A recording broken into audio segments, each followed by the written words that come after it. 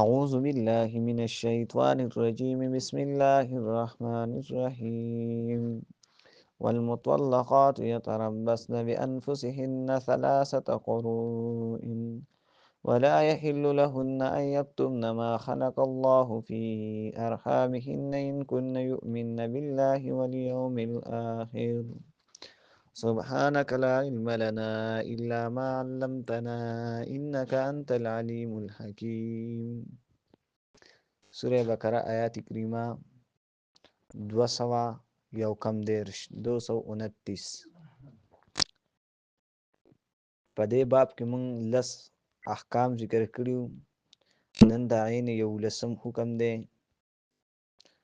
او امر دی د فارغ د طلاق شو ښځو چې کومې ښځې طلاقې شوي دي د هغې باره کې څه احکام دي. عربه د مخکې سره دا دی چې مخکې بیان د قسمونو شو، بیا ورپسې بیان د ایلا وشو چې یو سړی خپلې ښځې ته قسم وخوري نو د هغې څه حکم دی نو هغه بیان شوی و.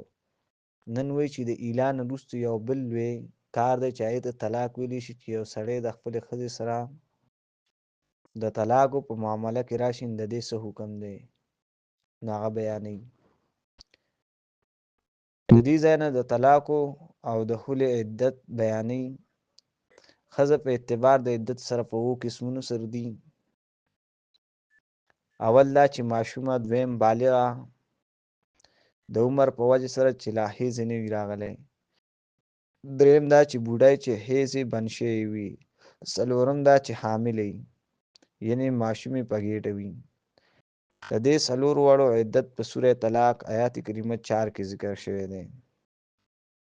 پنځم قسم زنانه دي چې حامله نه وي لیکن کونډې شوي وي. د دې بیان سوره بقره 234 آیات کې دی. شپږم قسم هغه زنانه دي چې طلاق شي لیکن ماشومانې وي، حاملې نه وي، د دې عدت په دې آیات کې ذکر دی. اووم قسم زنانه دي چې حلوت صحیحه نه مخکې طلاق شي، نو د دې بیان سوره احزاب آیات کریمه 49 کې دی. د دې تفصیلي بحث د طلاق کوي. نو فرمایي والمطلقات طلاق شوي بیبیان یتربصن انتظار وکړي بیان پسهن په خپلو ځانونو باندې 3 قروء 3 حیضونه. په دې آیات کریمه کې 6 جملې دي. نو دا لومړنۍ جمله ده او په دې کې ذکر د طلاق د عدت دی. دا خاص قسم دی طلاق شو بیبیانو لپاره. او قروء جمع د کر دی، په اصل کې جمع کېدلو دی، یو څیز ته ویلی شي. نو په دې حال د حیض کې اجتماع یعنې یو ځایوالی د وینې وشي په رحم کې، او په حال د طهارت کې اجتماع د وینې دا په باقي بدن کې. دا تفسیر کړل تفسیر احسن الکلام. ولا يحل لهن يكتمن ما خلق الله في ارحامهن، حلال نه دي دوی دپاره چې پټ کړي چې الله پیدا کړي دي په رحمونو کې. دا دویمه جمله ده او په دې کې مقصد تاکید د عمل کولو دی په 3 قروء باندې، او ترغیب ورکول د زنانو ته په امانت باندې چې الله د دې په هیټه کې پیدا کړي دي، چې د نفسونو سره خاص دي، یعنی کم ماشومان چې د دې دي نو چې هغه پټ نه کړي، ضایع نه کړي. ان کن یؤمن بالله، کچری وي دي ایمان لرونکي په الله باندې، والیوم الاخر، په ورځ وروستنۍ باندې.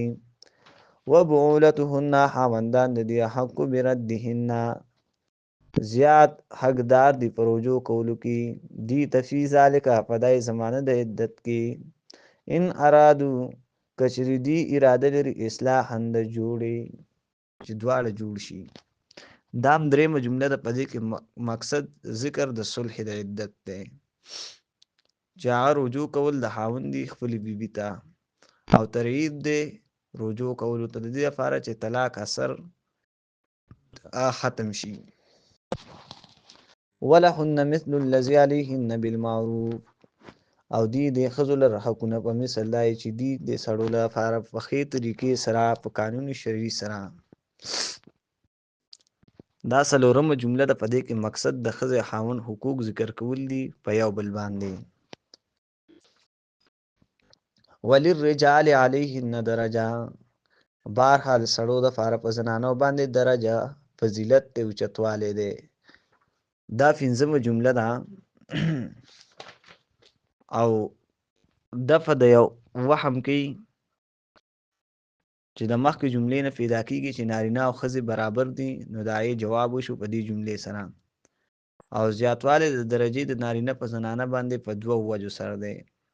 اول دا چې نارینه زیات دی د زنانو نه په کمال کې او په عقل کې، او دارنګې دیت کې، میراث کې، په صلاحیت کې، په امامت کې، یعنی حکمران به سړی وي، دا شان قضا کې، شهادت کې الله په انسانانو کې نارینه غوره کړی دی چې د ګواهي به قبلیږي. د زنانو به قبلیږي خو چې دوه زنانې وي. بیا دارنګې دویمه وجه دا ده چې نارینه په دې غوره دی چې د ټول کور خرچه چلی. دا هم تفسیر کړل تفسیر احسن کلام.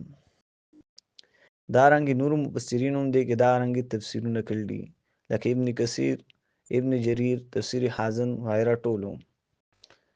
والله الله عزیز زورور دی، حکیم خاوند حکمت دی. دا شپږمه جمله ده. په دې سره دا آیت کریمه اختتام ته رسي. په دې کې تسلی د نارینه او زنانه ته او تشریح د تیر شوي حکمونو سره. یو ځل بیا والمطلقات طلاق شوي بیبیانې یتربصن انتظار وکړي بانفسهن ثلاثه قروء په خپلو ځانونو باندې دریو حیضو پورې. حیض چې دا اکثر د زنانو زر راځي یا څه وخت وروسته راځي، د هغې خپل عادت وي، د هغې مناسب راځي. ولا یحل لهن او جایز نه دي او حلال نه دي زنانو دپاره یکتمنا دا چې پټ کړي ما خلق الله هغه چې الله پیدا کړي دي فی ارحامهن په رحمونو د دې کې ان کن یؤمن بالله که چېرې دي ایمان لري په الله باندې والیوم الاخر او په ورځې وروستنۍ باندې. وبولتهن خاوندان د دې حقو ډېر حقدار دی بردهن په واپسۍ د دې کې فی ذلک په دای مدت د عدت کې، یعنې دغه زمانه د عدت چې ده په دې کې رجوع کې زیات حقدار دي. ان ارادو اصلاحا که چېرې غواړي دي اصلاح کول، روج کول. ولهن مثل الذی دپاره د زنانو په شان د حقونه دي علیهن چې په دې باندې لازم دي بالمعروف په قانون شرعي باندې کوم چې سنت د رسول الله صلی الله علیه وسلم او حدیث د رسول الله صلی الله علیه وسلم کې راځي. وللرجال علیهن درجه، بهرحال د نارینهو دپاره په دې باندې اوچته درجه ده. والله عزیز حکیم، الله زورور دی حکمتونه والی. سبحان الله وبحمده سبحان الله العظیم.